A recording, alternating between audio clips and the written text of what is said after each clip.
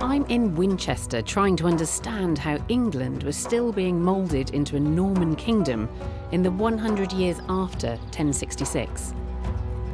To justify their reign, the foreigners built upon the legacy of the Anglo-Saxons by rebuilding the royal city.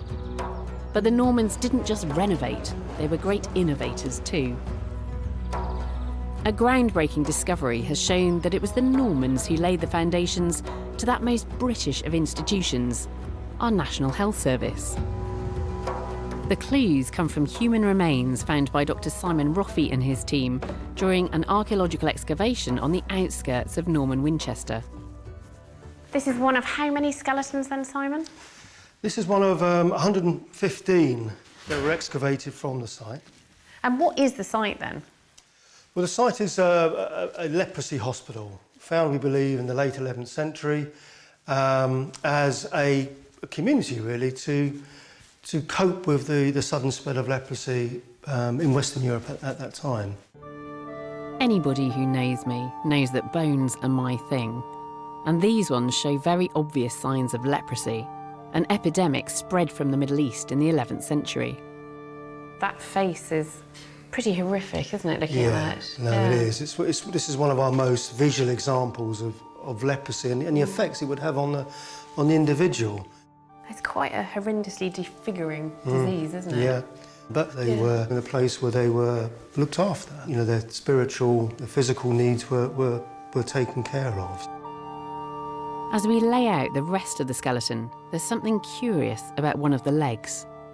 We've got the top of the fibula and the bottom of it is completely missing. What we think's happened here is that the foot has been surgically removed. It's been amputated. Yeah. Probably because of the state of it in life, and it needed to be taken off. There's very little evidence for medical care or medicines. Hospitals were essentially a place to be cared for. But in this example, this individual, we believe, has had their foot amputated, and also, importantly, it's healed. So they've been treated after the surgical removal. Yeah.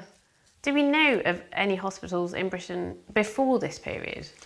There's no archaeological evidence for hospitals in England prior to the Norman conquest. This is the earliest excavated hospital in the country. It's the earliest excavated leprosy hospital in Western Europe. And it was leprosy that really kicked it all off then? This was the disease that meant that hospitals were founded? Well, there's an argument that could be made that the sudden rise and increase of leprosy really did act as a catalyst to the foundation of hospitals. Of course, later on, they become more general hospitals. So there is a social responsibility, I think, that is part of the Norman conquest. So it isn't just all, big macho castle building. There is an element of compassion there as well, and care for what's going on with perhaps those that are suffering in society.